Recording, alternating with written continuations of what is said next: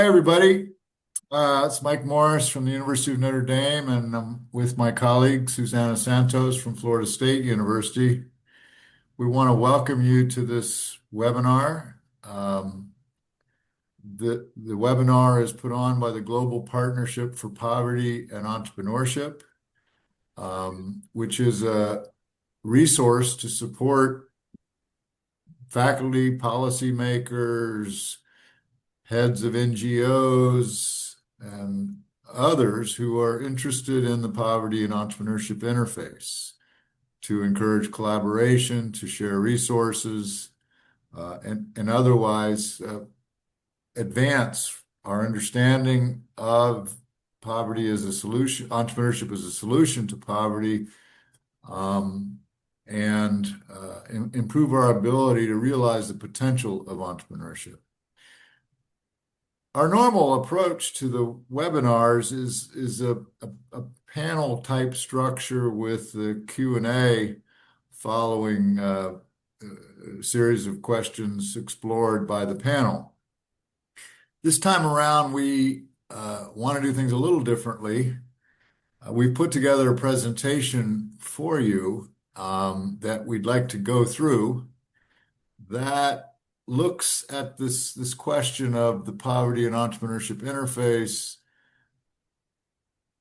proposes that we think of this as a unique domain within entrepreneurship, the field of entrepreneurship, and then explores research priorities within that domain. We very much encourage those of you attending the webinar to post questions, comments, perspectives in the chat. We will work hard to address every one of those posts as we get to them. But we're going to start off walking through the presentation. So let me first share my screen. And I need to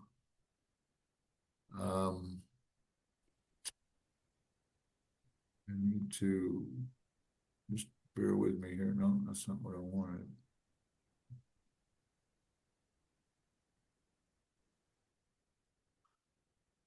I'm trying to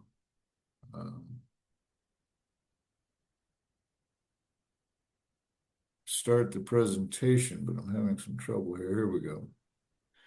Are you able to see that? Yes, perfect. Thank you so much. Hello, So, everyone. Welcome.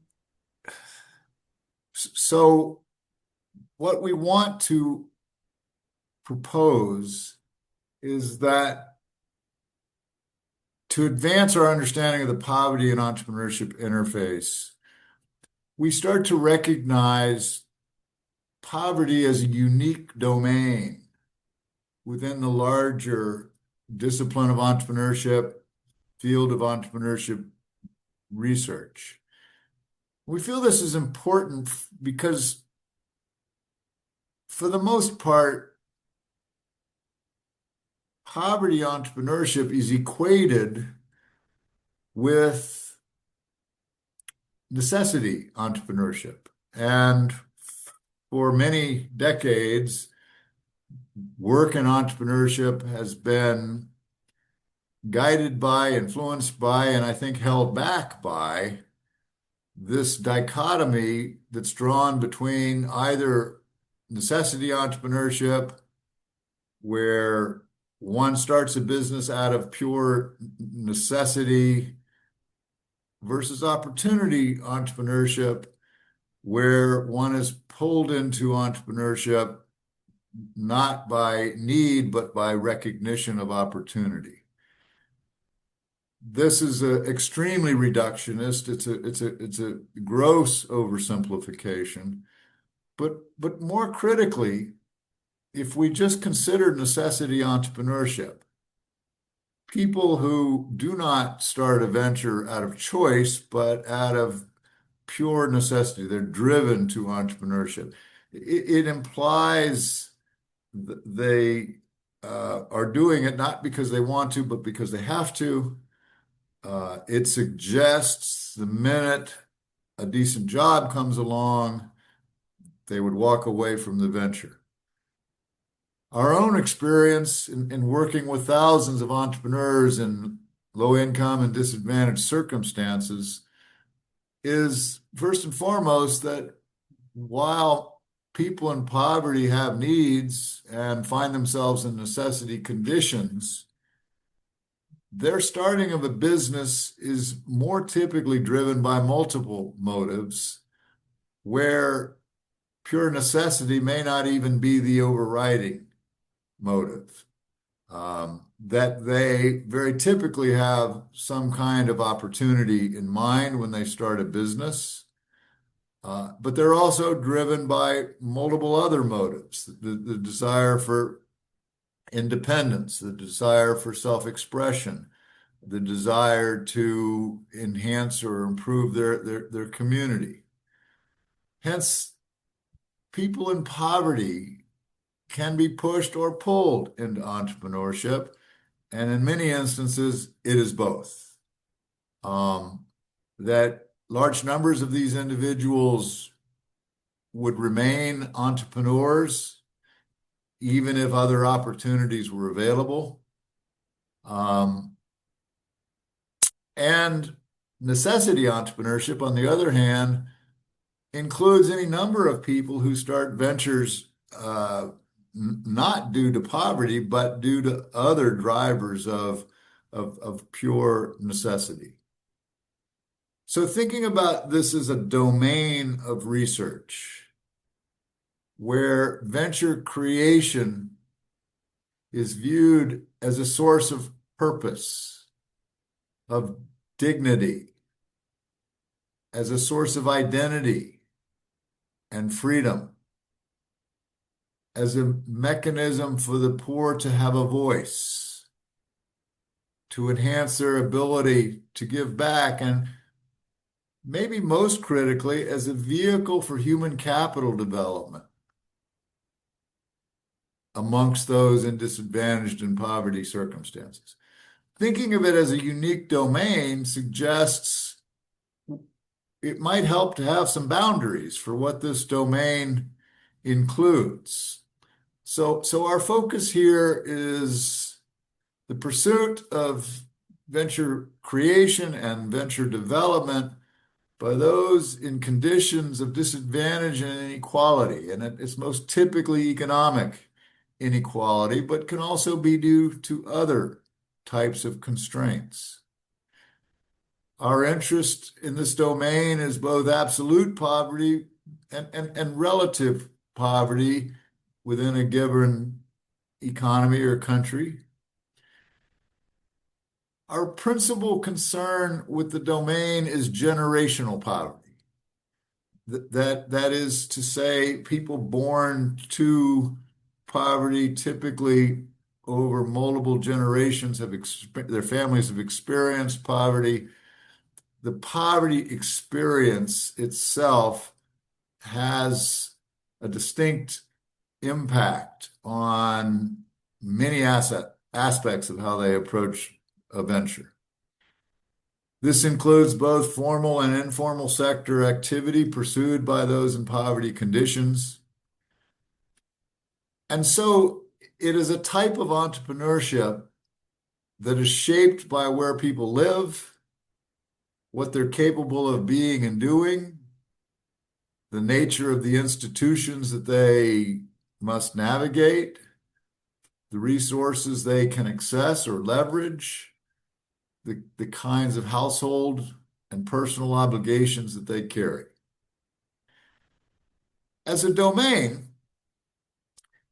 one of the things the Global Partnership for Poverty and Entrepreneurship does is it provides an online compendium of the extant research at the poverty and entrepreneurship interface. And that is a body of literature that we've curated over a number of years and continue to add and update to.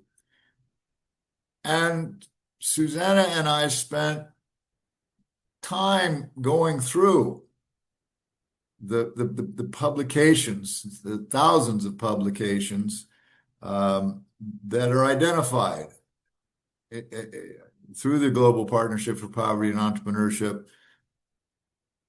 And what we attempted to do was organize that literature, at least in terms of the topics most frequently addressed by scholars interested in the interface.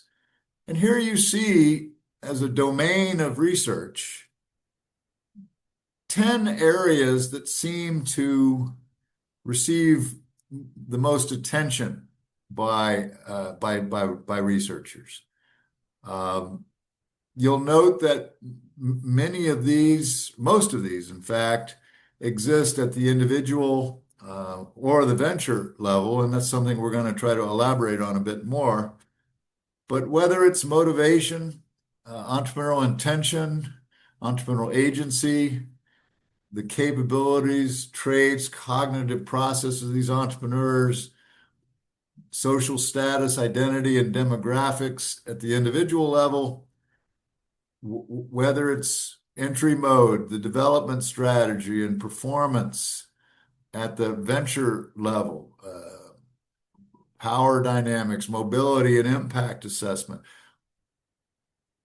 or larger kinds of questions about entrepreneurial ecosystems, about microfinance.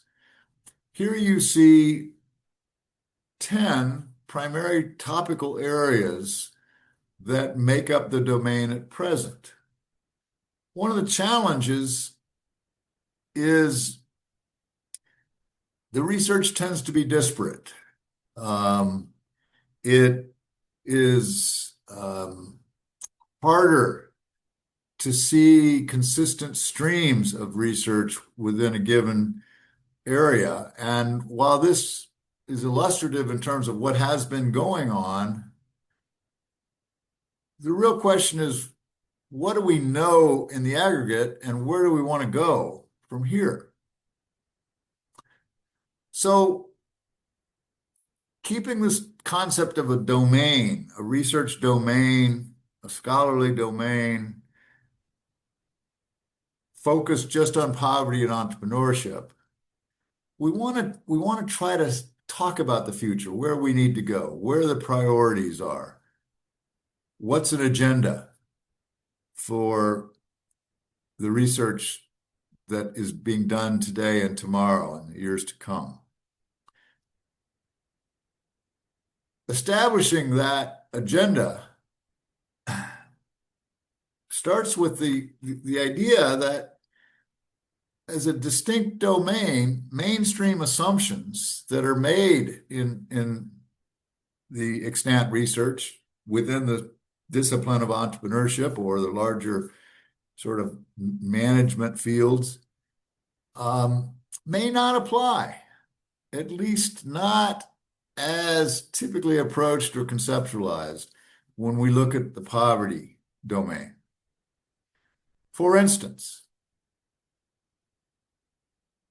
in general, when we talk about entrepreneurship, the purpose of a venture is assumed purely to be economic. A venture is an economic unit. It is a unit that is expected to grow. It is assigned an economic valuation. It generates a return on investment. And our argument is not that the ventures of the poor are not economic units. It's that we need to go beyond looking at the venture purely as an economic unit and recognize that it plays a number of other critical societal roles. The venture as a vehicle for human development, for integral human development, the venture as a source of identity and self-efficacy, the venture as a vehicle for addressing social problems. We need to understand that the assumptions about motives, well, I'm starting a venture to create wealth, I'm starting a venture to make money, um, understate the role of ventures started by people in poverty and disadvantaged circumstances.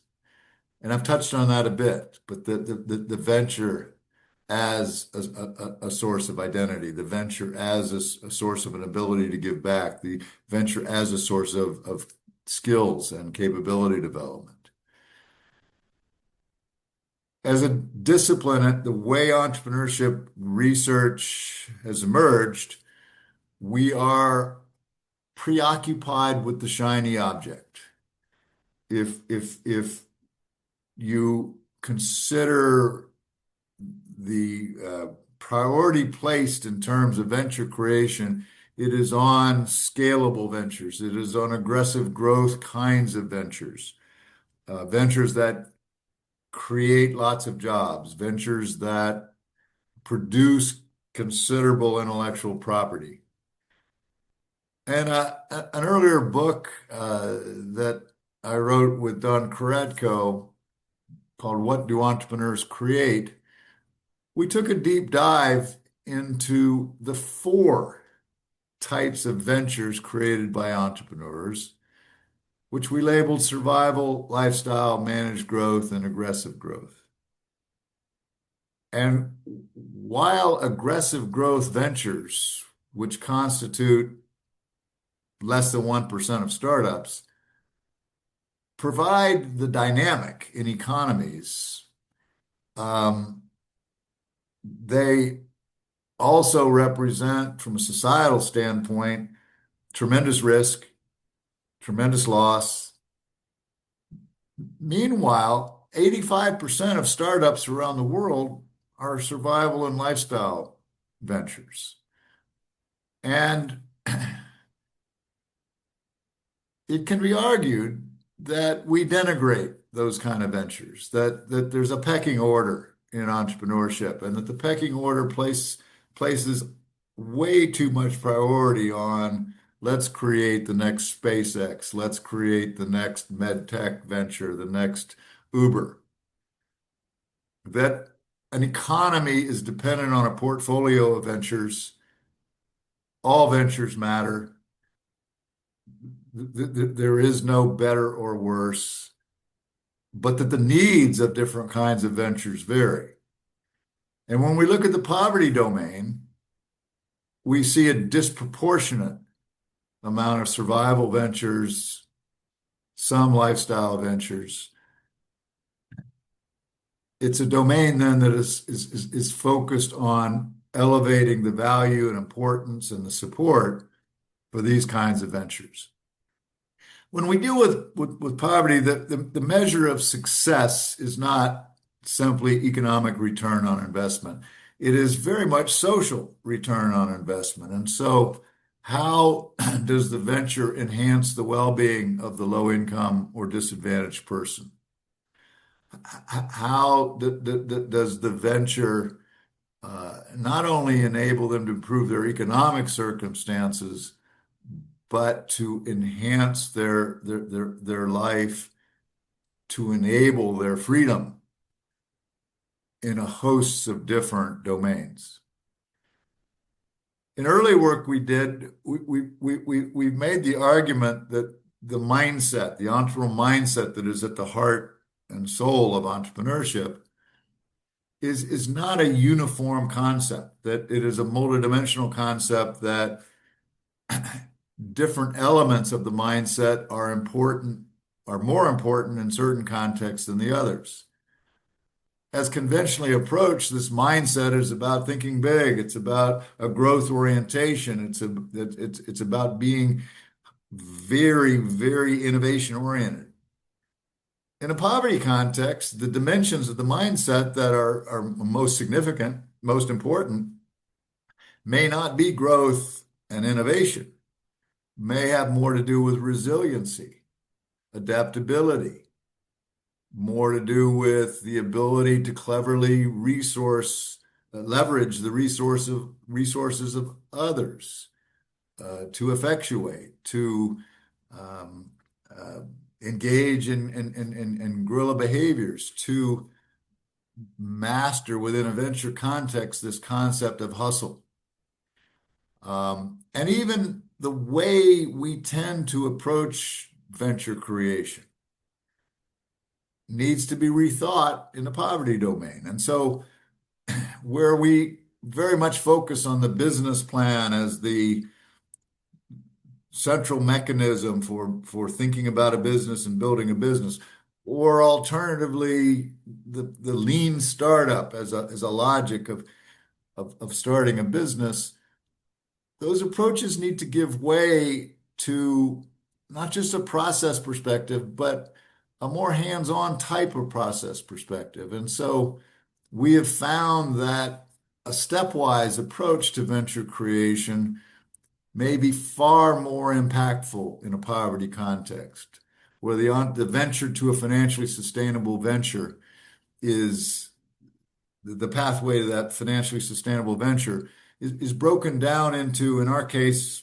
we argue for 80 steps to financial sustainability, where the whole approach is don't worry about the whole journey, worry about a step at a time. The ability to pursue research then in this domain uh, must begin with a rich understanding of poverty. Poverty is a lack of choice. It's not simply a lack of income. It is a complex mosaic.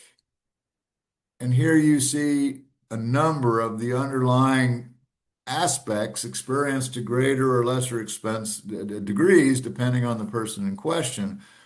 But whether it's underemployment or unemployment, substandard housing or the threat of eviction, physical insecurity due to crime, food scarcity, poor diets, chronic health problems, and a shorter life expectancy, higher rates than normal of school dropout rates or teen pregnancy, constant fatigue, stress, social exclusion. It's this experience that affects how the entrepreneur thinks, what they value, how they approach behaviorally tasks in entrepreneurship. We have tried to translate this complex mosaic into the specific factors that represent obstacles to low-income disadvantaged entrepreneurs when they try to start a business. So this mosaic translates into what we call the liabilities of poorness. And we use this term liabilities of poorness to complement the extensive existing work on the liabilities all entrepreneurs face, the liabilities of newness and smallness. So these are additional obstacles faced by low-income and disadvantaged entrepreneurs. It starts with literacy gaps, not just functional literacy, reading, writing, and numeracy, but technological literacy, financial literacy, economic literacy, business literacy. A scarcity mindset where I'm trying to get through the week. I'm trying to get through the month. How do you expect me to write a 5-year business plan? Decisions become, one's forced to take decisions in isolation. Do I pay the rent? Do I pay the doctor's bill? Decisions are all trade-offs that cost me more over time. All of this constrains my ability to think strategically and to plan. Thirdly, the poverty circumstance imposes intense non-business pressures that make it very hard to focus on the business. It's hard to focus on the business when I'm dealing with gang violence. It's hard to focus on the business when I'm being uh, kicked out of my wherever I live. It's hard to focus on the business when a relative just moved in with a chronic health problem and I'm a primary caregiver. And finally, lack of any safety net. no access to conventional debt. Equity investors typically don't invest in survival and lifestyle types of ventures. Frequently, no quality or any health insurance, no retirement fund, any kind of retained earnings in the business can't be retained in the business because I'm having to feed my family. This lack of any safety net creates a conservatism, which leads to missed opportunities. And so it is the liabilities of poorness, these additional obstacles that affect what the entrepreneur creates. And what we find disproportionately is that entrepreneurship is not for many millions of low income and disadvantaged people. Entrepreneurship is not providing a pathway out of poverty. It's producing ventures that allow the entrepreneur maybe to survive, maybe to have some income, but the ventures they're creating fall into what we call the commodity trap. It's another cleaning business, it's another hair salon, it's another dressmaking business that is undifferentiated, where the entrepreneur prices. The work of the business is done by the entrepreneur and it's labor intensive. There's no technology or not sufficient. I'm not able to afford key equipment. I'm facing intense competition. I'm buying in small lot quantities, so I'm buying at retail to sell at retail. The upshot of the commodity trap is I end up with a venture that produces low margins on each unit sold and low volumes constrained by capacity and cash flow, low volumes. So low volume business making low margins on that volume is not a way out of poverty. And so our argument as we move forward is we have to help these entrepreneurs overcome the liabilities of poorness. We have to help these entrepreneurs avoid or escape the commodity trap. So let's shift to talking about where we need to go. What is the research agenda? And with that, I turn to my colleague, Susanna. Thank you so much, Mike. Welcome, everyone. So excited to be here with you and talking about what does the future of the poverty and entrepreneurship domain leads us, and it's very exciting. In this effort, we have been discovering what would be the central questions, what are the pathways forward on research that we need to tackle. And the main key is what are the main areas, domains within the domain of poverty entrepreneurship that can make a significant impact on moving the needle forward.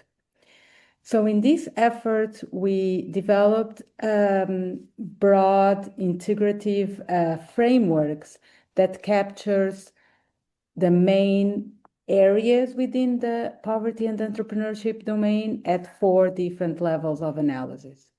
At the individual level, the venture level, the community and ecosystem, and the policy level. And the main central question is understanding that because the liability of poorness is such a central component of the experience of raising and developing, starting and growing a venture in the context of poverty, all these, the 4 domains of the liability of poorness directly influence the experience at the 4 different levels. So nowadays, we already have evidence that entrepreneurship is really an important mechanism to alleviate poverty. So the next future central question is under what conditions and what are the key support mechanisms to help meaningfully moving us forward. So when we start the 4 components, we'll start with the concept of the liability of poorness. and understanding what are the interactions between the liability of poorness, the experience of starting and developing a venture in the context of poverty, and how does that influence and interacts with the liability of newness and the liability of smallness. And we can start thinking about how these three different types of liabilities interact with each other. How dynamic is this relationship? Once I alleviate a little bit of the liability of newness, how does that influence the liability of smallness, and how is that influenced by the liability of poorness? And inside of each one of the four components of the liability of poorness, we can also think about specific research questions in each one of them. For example, literacy gaps. How do they influence each other through the entrepreneurial process? When we think about the scarcity mindset, do they actually limit the experience of starting a venture, or do they enable because the entrepreneur is hustling and used to act in such a limited context? And what about the non-business distractions? What kind of mechanisms can we use to compartmentalize all the other facets of the life of a poverty entrepreneur? And when we think about the lack of a financial network and the financial support, how does that decision-making influence and impact missed opportunities that maybe the poverty entrepreneur cannot take in that moment because of the lack of the financial resources? So these key interactions between the liability of poorness, its four components, and the liability of smallness and newness is key as we think about the four different levels of our model. And in the model, we can see, and on the left side, we have the liability of poorness. And let's walk through the model one level at the time. We're going to start by the micro level phenomena, what happens at the individual model. So here we have a full picture where we're going to walk through each one of them. So we'll start with the individual level questions. And what are the main questions at the individual level that can really help us moving forward and making an impact on alleviating poverty through entrepreneurship? One of the key concepts that we have been working through the years is this concept of the opportunity horizons. What is the scope of an opportunity that one individual in poverty can see? And that cognitive phenomena is a direct implication of the liability of poorness. So how can we expand and limit that opportunity horizon?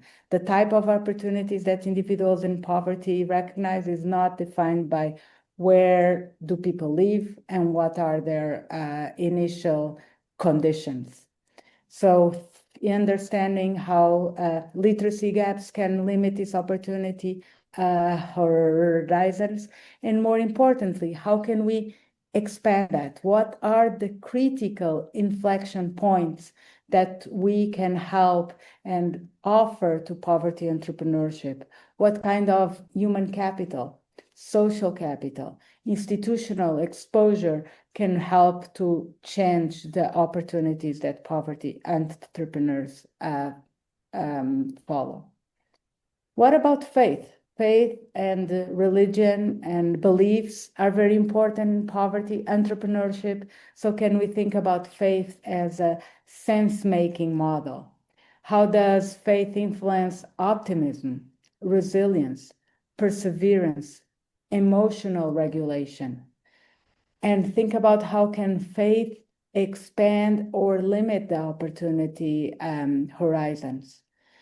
Thinking about these faith-based networks, such an important phenomena that we see every day when we interact with our poverty entrepreneurs. How can they facilitate access to resources, building confidence with each other and helping the business moving forward. Fear of failure is a very well-known concept in the entrepreneurship domain in general. In the concept and in the domain of poverty entrepreneurship, very relevant as well, alongside this concept of fear of success. Hustle and how it is related to fear of success and failure is very important. And then we relate to the concept of the mindset and how does this poverty context influence the poverty mindset. Entrepreneurial mindset is very relevant in the poverty context and relating to the context. So under what structural conditions does this survival-based mindset enable opportunity and entrepreneurship? How can we instill more sustainability-oriented venture for poverty entrepreneurship? And very challenging, thinking as poverty maybe as an asset for this mindset. Poverty entrepreneurs are used to juggle and act with many key capabilities, such as resilience, hustle, resource leveraging. How can all of these impact the venture that the individual is developing? Entrepreneurial metacognition, such an important concept as well.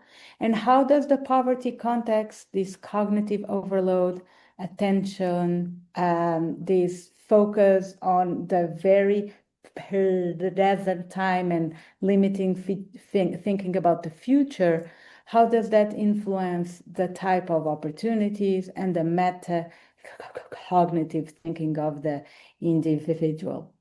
Finally, at the individual level, we have the third main area, and that relates about identity and the phenomena of changing the individual. When we think about identity, how do individuals in poverty entrepreneurship relate to the entrepreneurial identity?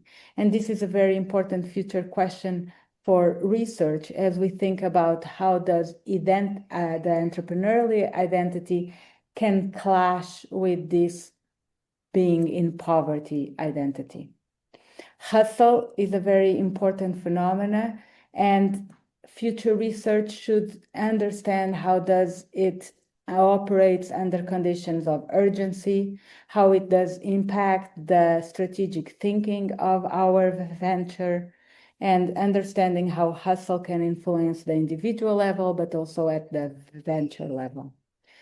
And finally, a key concept of the transition costs.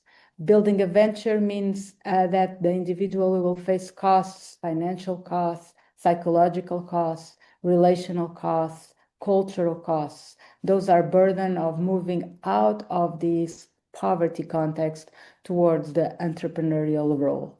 So under what conditions do these costs might give rise to behaviors that will avoid expansion and that will foster underparadising? Very important in the concept of our model is the right side, the outcomes. And because of the context of poverty entrepreneurship, the outcomes are focused on the human capital development, sense of purpose, having a stable family income, enhanced well-being. And how does these outcomes at the same time foster again the experience and the phenomena in the individual level?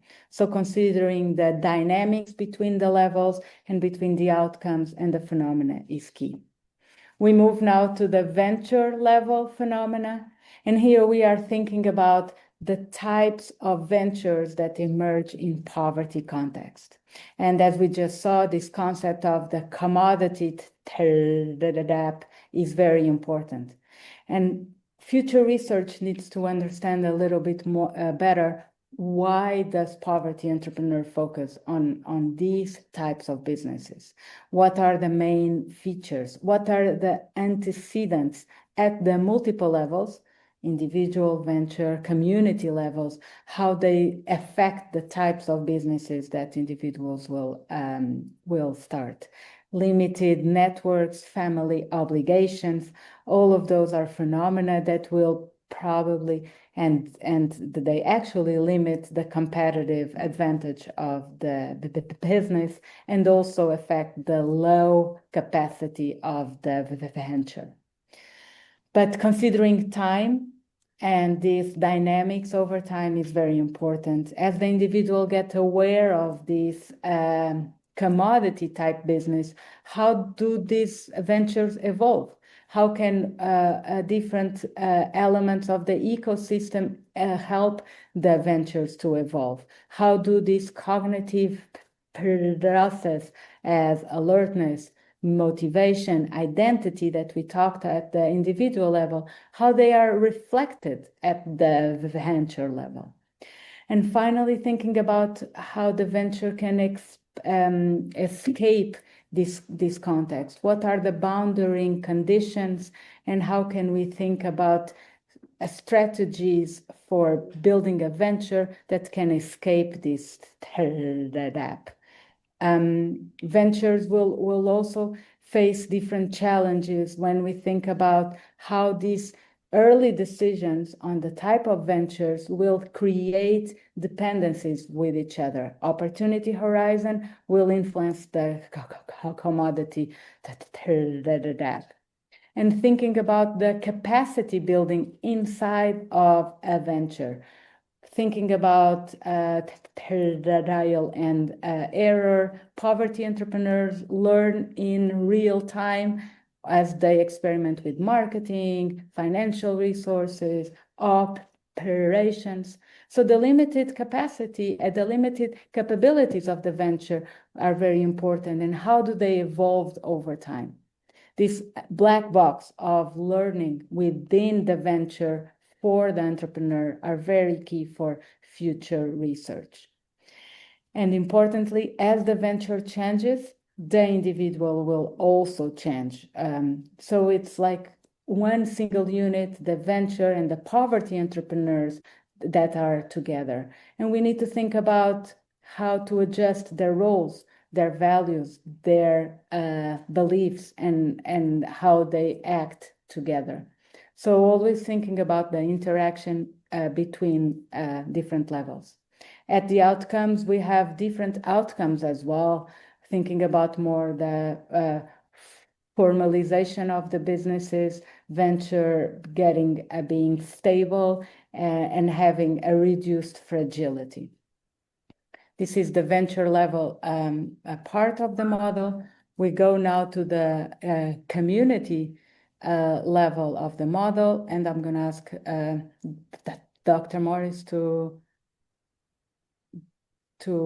go through that. Thank you, Susanna. So if we come back to the integrated model that we've built here, Susanna has walked us through the need to begin with the liabilities of poorness in all cases. And she's walked us through some priorities in terms of micro level processes, the individual level, and the venture level. Let's move now to talking about community level and ecosystem streams of inquiry.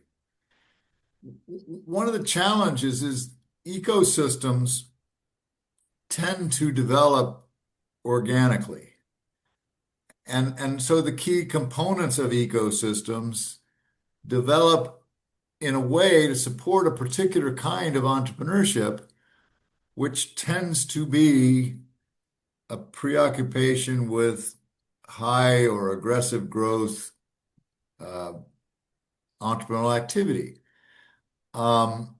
which can not simply aid and abet those kinds of entrepreneurs and ventures, but actually work against the poverty entrepreneur, work against the survival and lifestyle venture, which raises a big question.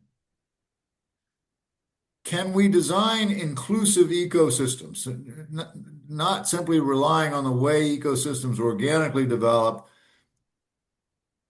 but engineering ecosystems to be more inclusive, to allow for the ventures of the poor, to allow for the liabilities of poorness? Or do we really need to think about separate ecosystems to support the kinds of ventures started by people in disadvantage and low income? Separate ecosystems in the sense that we start to look beyond some of the traditional assumptions in mainstream entrepreneurship about the purpose of the venture, about the nature of the mindset.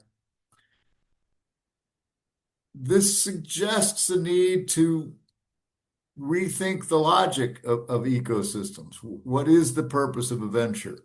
What types of ventures matter? What are the success metrics that we should be prioritizing? Our argument is those start to change when we start, if we want to meaningfully advance entrepreneurship as a poverty alleviation tool. That many of the elements that are needed to support the low income or disadvantaged entrepreneur have to be engineered, cannot be expected to just naturally develop.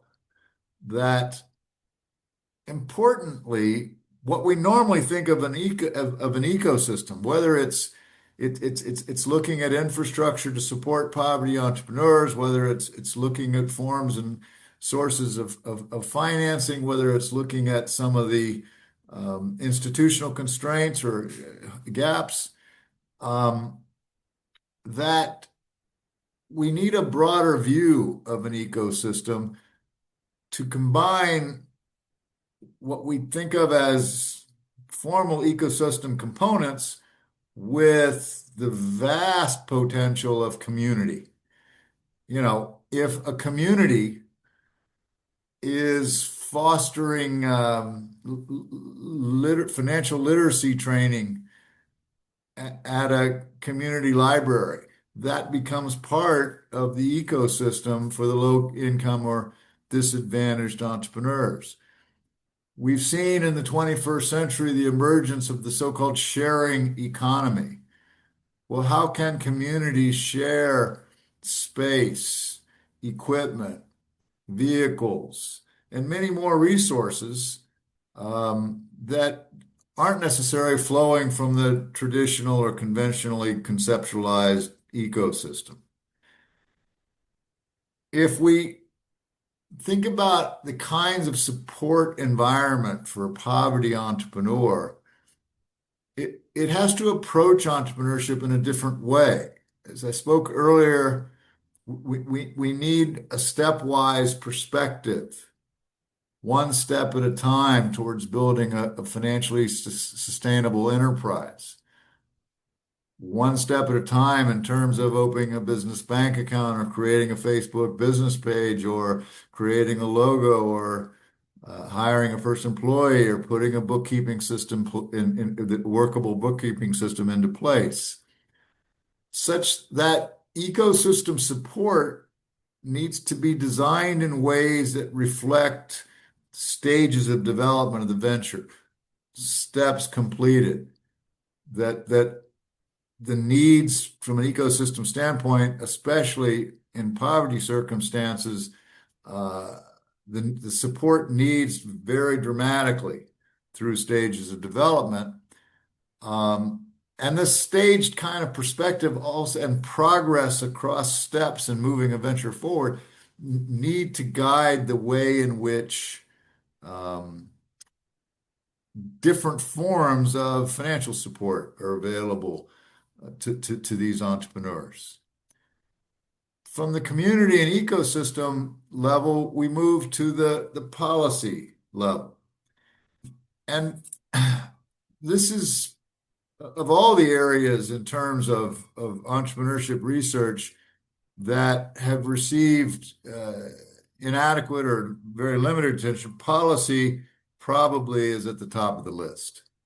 From our vantage point, when you look at the policy environment in different countries, developing countries, developed countries, the policy for entrepreneurship, for the most part, is a mess, is a maze of different kind of uncoordinated policy kinds of initiatives, some of which may be about supporting entrepreneurship in general, some of which are targeting growth-oriented enterprises and fostering more of them, high growth, aggressive growth, um, and much less that reflects the unique needs of the poverty entrepreneur.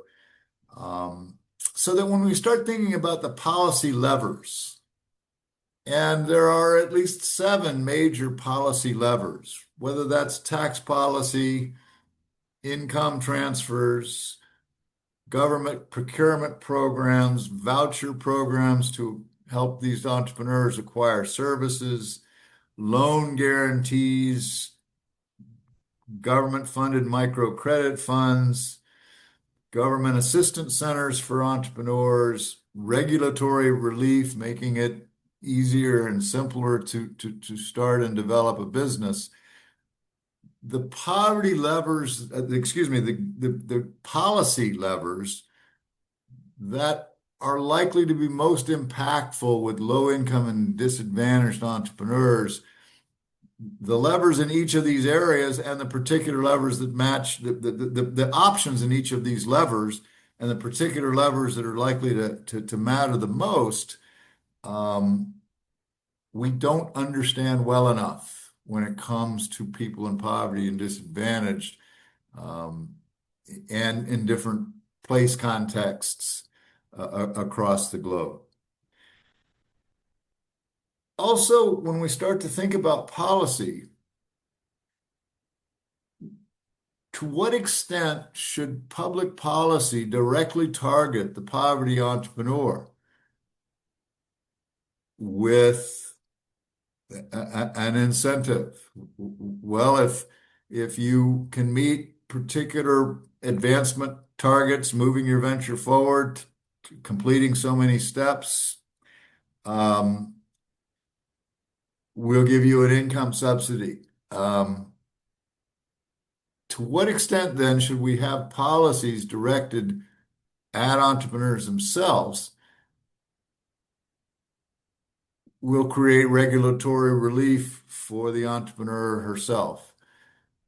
Versus, should policy be directed at ecosystems, at filling the gaps, at nurturing development of ecosystems, at fostering best practices in terms of ecosystems that are inclusive, that explicitly address the needs of the low income and disadvantaged entrepreneur? So we're scratching the surface here, but one starts to see rich avenues for pursuit in terms of research on the policy front. We come back to Susanna. You want to talk a bit more about the outcomes? Absolutely. We'll go back to the outcomes, and then we have a lot of people asking here questions. So excited for that part of the webinar as well. When we're talking about the outcomes, as we touched upon a little bit before, the conventional metrics on they fail to capture the impact that entrepreneurship can have among poverty and entrepreneurs. So we need to be much more focused on the human-centered outcomes, all about adapting the capability theory developed by Sen, and thinking about entrepreneurship, the development of capabilities and functionings. When we think about the individual level, and we are again in the bottom of our model, on the micro level phenomena, we talk about development of human capital, sense of purpose, stable family income.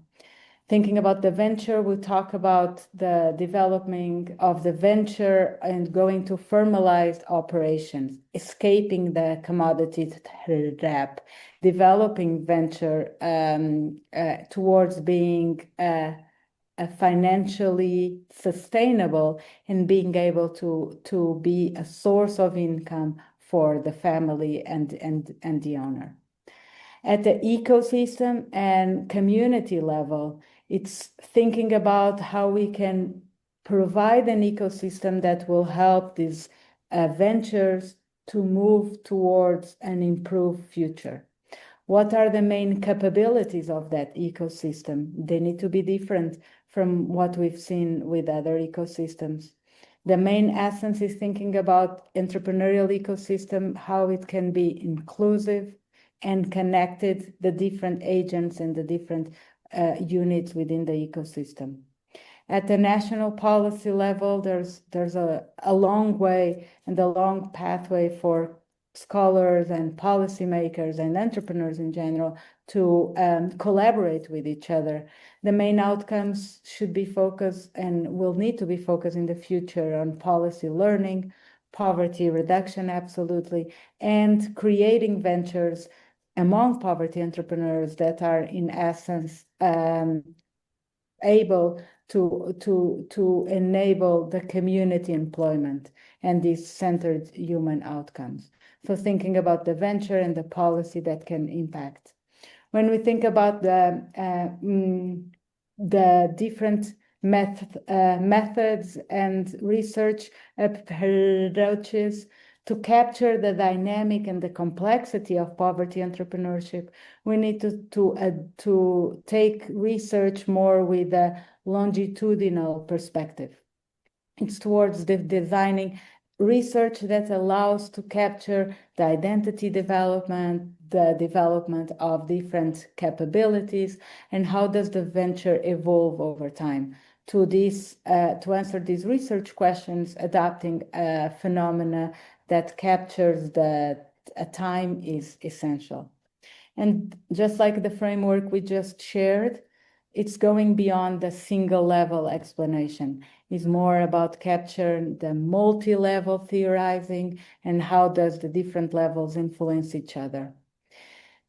In research methods, trying to develop experimental or quasi-experimental field research is very important as we want to measure change over time. On this note, the 80-step model is very important as it really helps to capture change over time and very easy to implement it with this experimental research.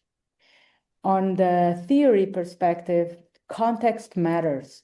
In the Journal of the Developmental Entrepreneurship, we focus a lot on context, and for every single research piece, understanding the context and how the different components of the context influence. Thinking about the roles of culture, rituals, religion, and how they shape effective interventions is mostly think about place-based interventions on poverty entrepreneurship. And the collaboration between researchers, practitioners, policymakers is key. The research questions need to be guided on what do we see in the field and what is the real needs of poverty entrepreneurs. So collaboration and dialogue is important.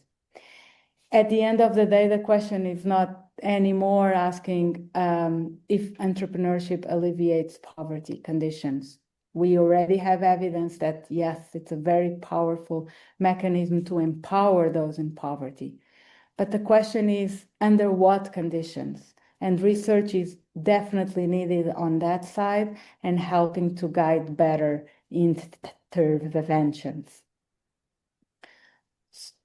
So to think about how we can develop integrative models, dynamics, and capturing this complex, very complex phenomena of the poverty entrepreneurship domain in general. So, Susanna, let's transition to some questions. Let me kick it off with a question.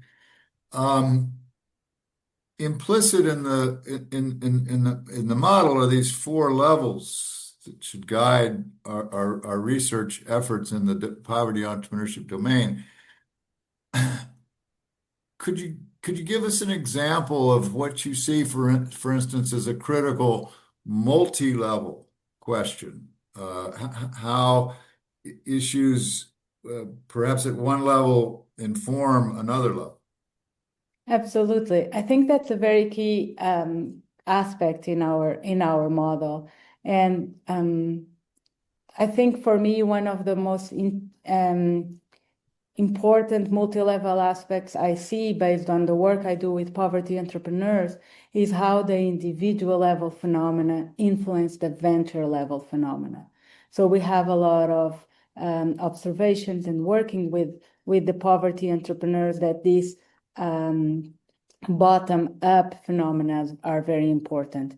If the individual is in mental cognitive overload, there is no mental bandwidth to think about leveraging resources for your venture if you are trying to leveraging resources for yourself. Another example beyond the top, it's also thinking about the top-down effects. On the other side, very important community phenomena, community support events, community initiatives are very important to support the venture level as well. So to me, thinking about bottom-up phenomena and top-down phenomena are very important. And just because I am such a believer in the agency of the individual and the empowerment of the individual, I always see how it's powerful the development of the individual and how that affects venture level, which then will also affect the outcomes at the community level. And nothing is more inspiring to hear poverty entrepreneurs saying, well, I'm developing this business, really want to make it to work, not just for me, but for all of us, for our community. So only in this dialogue, you can see how these multi-level effects are so real. Thank Thank you. you. So if we turn to the chat, there's a lot of activity in the chat. I see a question I'll try to take. Dieter asks, do you acknowledge hybrid entrepreneurs, multiple job holders with one step in wage or salary dependent work and one or more forms of entrepreneurship?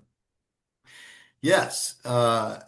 Millions of the entrepreneurs in poverty across the globe um, may be holding on to some kind of wage employment as they start a venture. And the wage employment may play the bigger role in their life. The venture may play the bigger role in their life. Um, an example of a research priority, something that we've looked a bit at, is looking at this not as a sequential thing. Well, I have a job, but my intention is to ultimately transition out of the job to full-time working in the venture. Susanna and I and Yolanda Christoph recently wrote about multiple pathways that the hybrid entrepreneur can pursue. But what we need, and it's a good example of what Susanna was talking about earlier in terms of capturing the dynamics of what's happening at these different levels.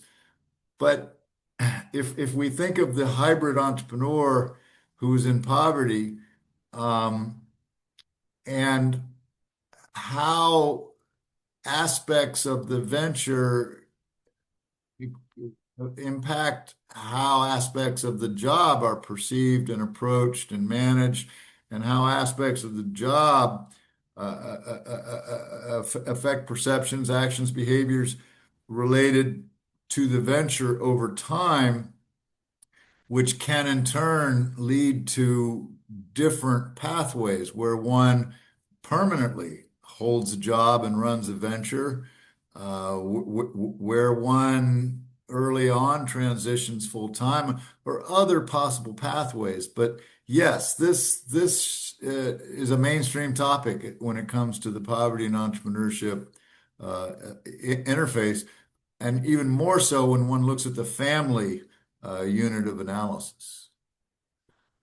Susanna, do you want to take one of the questions? Actually, I want to read one of the questions to ask you because I think it's one very important question. And our colleague Hida talks about entrepreneurs in India, and these are the so-called necessity entrepreneurs who are poorly working just to meet their needs. And I love this question because it talks about measuring and assessing the impact. So the question is, how can we assess how sustainable are these entrepreneurs and how can we identify their capabilities? The question is it possible to empower them beyond thinking beyond the necessity part? And I think this is a key question. Yeah, I think there's a lot in this question and different directions that we can go.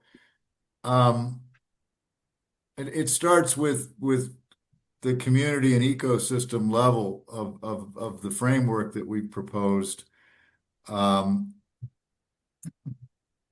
Intervention approaches with low income and disadvantaged entrepreneurs in India and other contexts um, need to consider the development of the venture and the entrepreneur in tandem and how those interface with one another.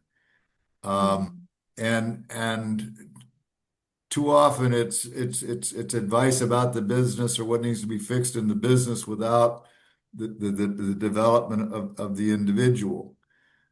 You know, in a paper we did fairly recently, um, we started to think about transitions and this idea.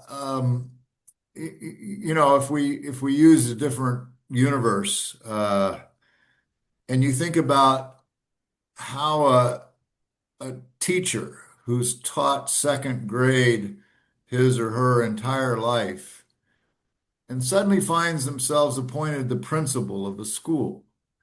How do they transition from being a school teacher to being a principal? How do people transition to life after a dearly loved one has passed away? We don't understand a lot about transitions in entrepreneurship, and this seems especially critical when we look at poverty. How does one transition from unemployment or underemployment, working in a low-paying job with little opportunity for advancement or self-development, to being a business owner, to employing people, to trying to make payroll, to making decisions to let people go, to making product development kinds of decisions. Further, the venture is a vehicle for human capital development. And it's not how do I train you in advance to manage inventory or to manage quality or to set prices, and then you start a venture and do it.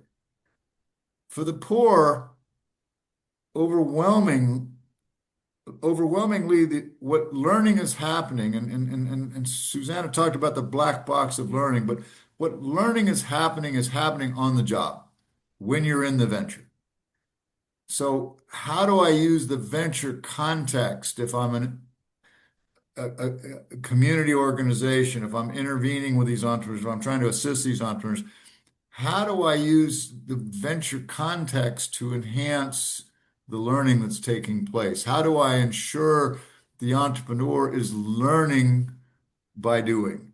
is not simply doing and then moving on to the next doing and then moving on to the next doing. I think this is a Mhm. vital question in terms of poverty entrepreneurship. Thank you. Thank you so much. Absolutely. It's a very important question.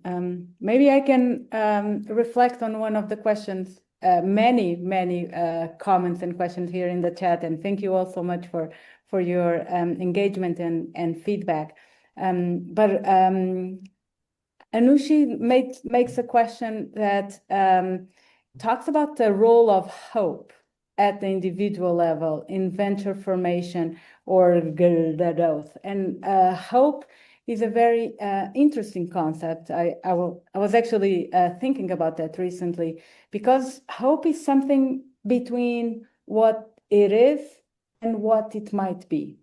And I think this concept of hope for poverty entrepreneurs that are daily confronted with the reality of what is their life, but at the same time with this aspiration, vision, and agency towards what it might be in the future is very powerful. So one of the main questions is that I think future research studies should work is why and how can we use the force of hope.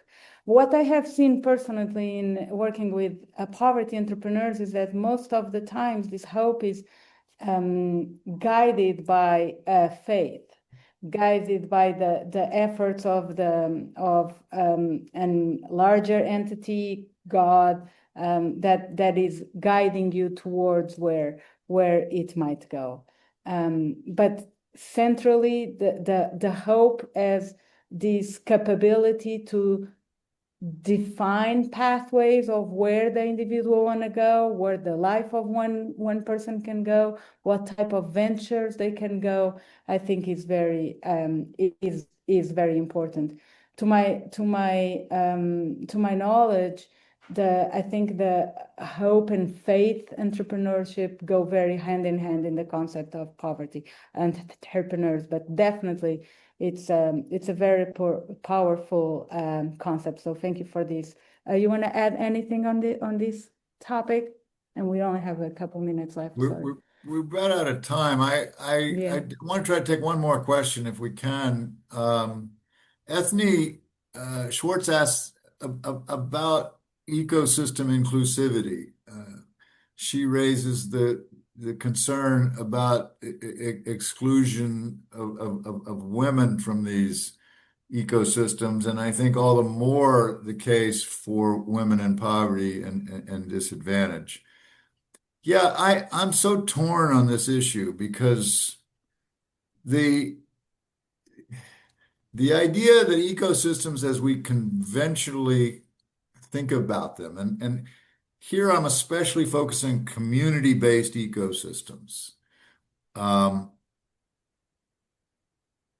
they, by definition, are not inclusive, and the pathways of creating a growth-oriented venture that will produce high return on investment, that will create lots of jobs, that pathway, while important, is such a different pathway for the poverty than the one pursued by the poverty entrepreneur. That's not to say that the occasional poverty entrepreneur does not create a high growth venture. It's just so far removed from the norm. And so I think we have to think about engineering ecosystems that directly target low income and disadvantaged individuals, either as standalone ecosystems or as a significant augmentation to what we think of as a conventional ecosystem. And these ecosystems have to not focus on conventional outcome metrics, jobs created, patents applied for, return on investment, valuations, have to look at input metrics. And that's where we come back to the 80 steps. Because, or however many steps, but in our conceptualization, 80 steps to a financially sustainable business. Because every one of those steps is a indicator of human capital development. That I'm better. I can do something I couldn't do before. Um, so I think those are some key points. I think we're right at time. So you want to close this out, Susanna? Absolutely. Yeah, we are right at time. Thank you all so much for being here with us. Thank you all so much for this very exciting talk, for all the comments in the chat, and this webinar will be available in the GPPE website. So looking forward for hearing your comments, and thank you all so much, and have a wonderful week. Thank you. Thanks, everybody. Bye-bye. Thank you. Thank you, Thank you, Dr. Susanna. Morris. Thank you.